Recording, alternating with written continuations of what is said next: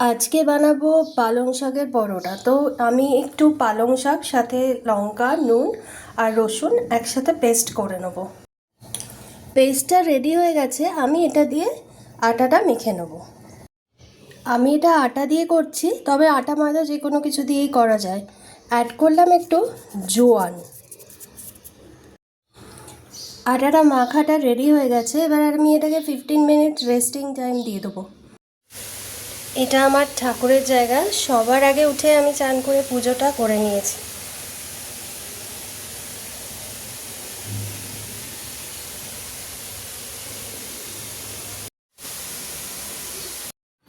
পরোটাটা দিয়ে খাওয়ার জন্য আমি একটু মশলা আলু ভাজা বানিয়ে নেব। আলুটা অ্যাড করে দিলাম।